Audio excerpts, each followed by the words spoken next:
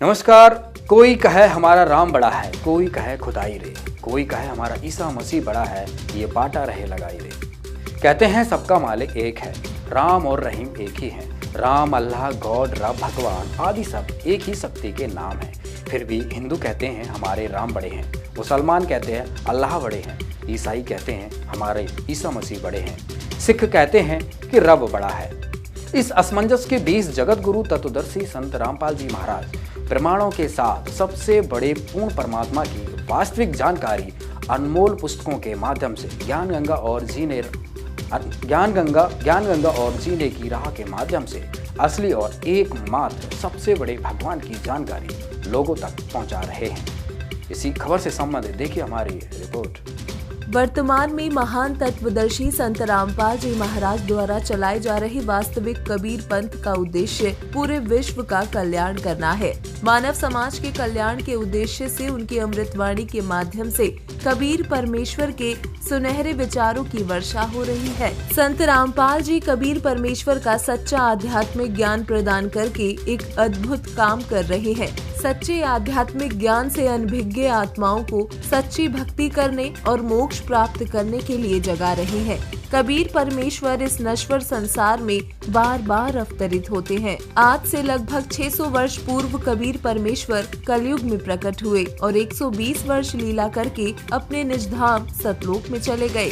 इसी परंपरा को आगे बनाए रखते हुए उनके विचारों का प्रचार आज से लगभग 250 वर्ष पूर्व महान संत गरीबदास जी महाराज ने किया था। उसी ज्ञान का प्रचार आज संत रामपाल जी महाराज ज्ञान गंगा तथा जीने की राह पुस्तकों के माध्यम से कर रहे हैं। इन पुस्तकों के माध्यम से सर्वशक्तिमान भगवान कबीर परमेश्वर जी की वास्तविक जानकारी लोगों तक पहुंचाई जा रही है। नमस्कार मित्रों, आज हम आ चुके हैं अहमदाबाद में, जो कि गुजरात का सबसे बड़ा शहर है, और वंदे मातरम एरिया में इस वक्त हम खड़े हुए हैं, जो कि एससी हाईवे से 2 किलोमीटर दूर है।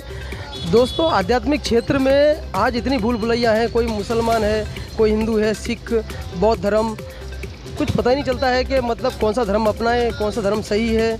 इसमें काफ़ी कन्फ्यूज़न रहती है। और आपको जैसा पता है कि आध्यात्मिक क्षेत्र में हम आपके लिए ऐसी जागृति लाते हैं, ऐसा सच बताते हैं जिससे आपको प्रॉपर वे मिल सके आध्यात्मिक क्षेत्र में।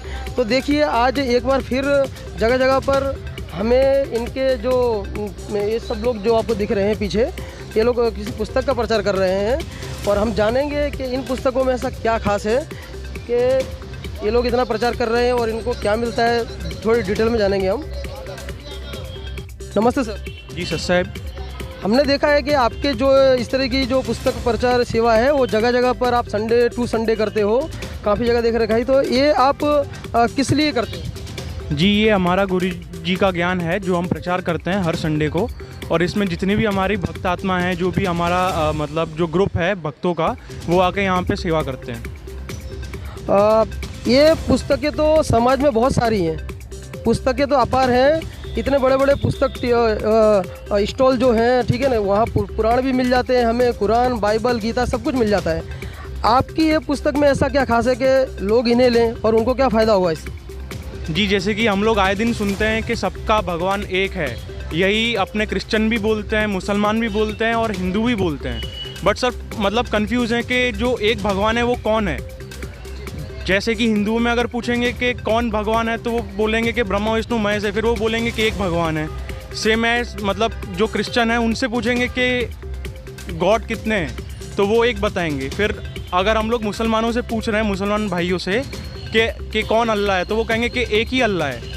और उन सब से पूछेंगे कि गॉड मतलब कैसा है और कैसा दिखता है, तो सब कहेंगे कि गॉड इज़ फॉर्मलेस। बट जब हम लोग अपनी बाइबल देखें या अपने कुरान देखें, अपने गीता देखें या अपने वेद देखें, सब में ये लिखा हुआ है कि भगवान ने सृष्टि रची 6 दिन में और 7वें दिन जाके तख्त पे बैठ गया।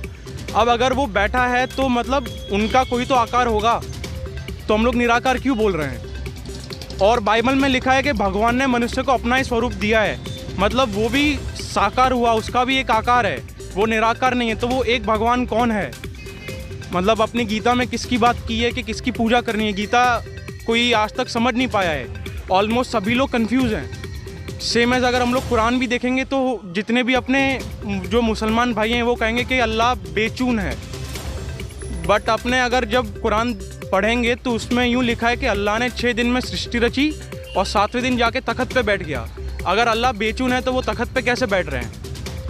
जी बिल्कुल सही कहा, क्योंकि पूरा हिंदू धर्म ज़्यादातर तो यही मानता है कि जो गॉड है वो मतलब फॉर्मलेस है, मतलब उनका कोई आकार नहीं है। लेकिन गीता और वेद पुराण हमें यही डायरेक्शन देते हैं कि जो भगवान है, जो खुदा है, वो आकार में है, मनुष्य के आकार में है। और ये बता रहे हैं कि प्रमाणित है और बिल्कुल इनकी किताबों में भी लिखा है और वेद खोल के भी देखेंगे तो बिल्कुल वैसा के वैसा ही मिलता है जो इन्होंने बताया है। सर, इस पुस्तक के फ़ायदे क्या क्या हैं समाज? दोस्तों, काफ़ी अलग अलग माध्यम हैं ये इस ज्ञान से जुड़ने के। इंग्लिश में कहावत है कि you lost money, you nothing lost, you lost wealth, you something lost, you lost character, you everything lost. अगर आपने पैसा खो दिया है तो समझो कुछ नहीं खोया है, और आपने अगर सेहत खोई है तो काफ़ी कुछ खो दिया है। लेकिन आपने चरित्र खो दिया तो दोस्तों आपने सब कुछ खो दिया। और यहाँ पर हमने ये बात नोट की कि पुस्तक के माध्यम से हो कि सोशल मीडिया के माध्यम से हो, इनके ज्ञान में वो ताकत है जिससे एक चरित्र वाले नए समाज का निर्माण हो सके।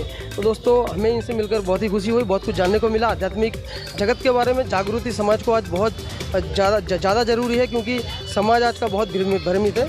कुछ ऐसे ही पॉइंट्स और कुछ ऐसी ही बातें रोचक और जागृति लाने वाली समाज में हम लाते रहेंगे और दोबारा मिलेंगे। तब तक के लिए धन्यवाद। एक परमपिता परमात्मा की हम सभी संतानों को आज धर्म रूपी दीवार ने विभाजित कर दिया है। ऐसे में संत रामपाल जी महाराज जी द्वारा संपूर्ण विश्व को पुनः एक करने का अथक प्रयास किया जा रहा है। उनके अद्वितीय तत्व ज्ञान से आज समाज में फिर से आपसी भाईचारा और सामाजिक एकता कायम हो रही है। आज की रिपोर्ट में बस इतना ही। धन्यवाद।